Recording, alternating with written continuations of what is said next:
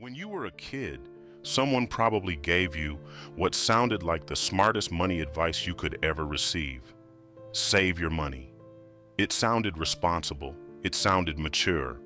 And for decades, people believed it was the foundation of financial success. But what if that advice was only half true? Because saving money and building wealth are not the same thing. And confusing those two ideas has quietly kept millions of hardworking people financially stuck. Think about it. If saving money alone made people rich, then every careful saver would eventually become financially free. But that's not what happens. Two people can earn the exact same salary. They can work the same hours, live in the same city, and save the same percentage of their income every single month. Yet 20 years later, their lives can look completely different. One owns assets that generate income. The other still worries about bills, still waits for payday, and still feels like one emergency could change everything. So, what happened? It wasn't because one person worked harder. It wasn't because one person was smarter. And it definitely wasn't because one person got lucky. The real difference was something far less obvious. It was what their money was doing while they were busy living their lives. Because money is never completely still. It's either growing, losing value, or quietly working for someone else. And once you understand that, you begin to realize why the advice we were given as kids was never the full story. Most people were taught how to protect money. Very few were taught how to grow it. And that missing lesson changes everything, because the biggest mistake isn't spending too much. It's believing that money sitting still is somehow making you safer. And that's exactly where the next lesson begins. When most people think about saving money, they imagine safety, a bank account, a growing balance, and the comfort of knowing their money is still there. At first, that sounds like a smart plan. After all, if you don't spend your money, you can't lose it, right? But here's something almost nobody talks about. Imagine putting $100 inside a drawer. You lock it, forget about it, and come back 10 years later. The bill is still there, still crisp, still $100. On the surface, nothing has changed. But in reality, almost everything has. Because while your money was sitting perfectly still, the world wasn't. Groceries became more expensive, rent went up, healthcare cost more, education became harder to afford. Even the same cup of coffee quietly became more expensive year after year. Your money never disappeared. It simply lost what it could do. That's inflation, and inflation is dangerous because it doesn't feel dangerous. It doesn't arrive like a stock market crash. It doesn't make headlines every morning.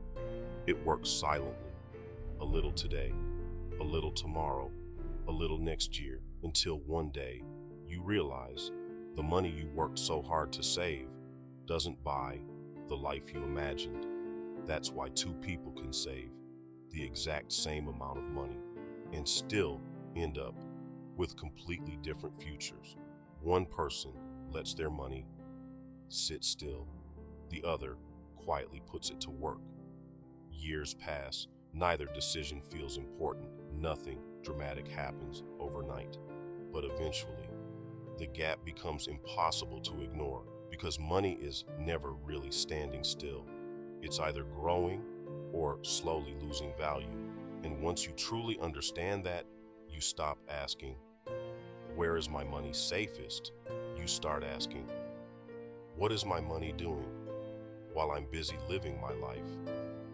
And that single question changes the way wealthy people see money forever, because they don't measure wealth by how much money they keep. They measure it by how hard their money works. And that's exactly where the biggest shift begins. Now think about that for a moment. If your money is always doing something, then the real question isn't, do I have enough money? The real question is, What is my money doing today? Imagine hiring an employee. You pay them every single month. You trust them. You expect them to help your business grow.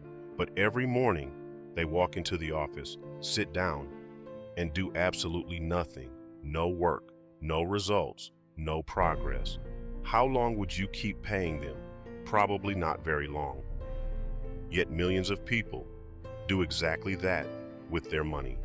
They earn it, save it, and leave it sitting there year after year, hoping that one day it will somehow create financial freedom. But money doesn't grow because we wish it would. It grows because we give it a purpose. That's the difference. The wealthy don't see money as something to collect. They see it as something to deploy. Every dollar has a job. Every dollar should be producing something. Maybe it's earning interest. Maybe it's invested in a business. Maybe it's building a skill that increases future income. The destination doesn't matter nearly as much as the mindset behind it, because the moment money stops working, time starts working against it. That's why Warren Buffett didn't build one of the greatest fortunes in history by simply saving more than everyone else. He built it because his money kept working long after he finished earning it. One investment created another. Those returns created even more returns. And over decades, small gains quietly became extraordinary wealth. Not because he found a secret, but because he understood that time rewards money only when money stays in motion. And maybe that's the biggest lesson our childhood advice forgot to mention. Saving money isn't wrong. In fact, it's the first step. But it was never supposed to be the final step. Because saving protects your future. Growing your money creates your future. You need both. One gives you security. The other gives you freedom. So the next time you move money into your savings account, don't stop there. Pause for a moment and ask yourself one simple question. What's the next job for this money? Because that single question has the power to change every financial decision you make for the rest of your life. The biggest money lie was never save your money. The biggest lie was believing that saving alone would make you wealthy. It won't. Your money needs a purpose. It needs a direction. And the day every dollar you own starts working is the day you stop working only for money.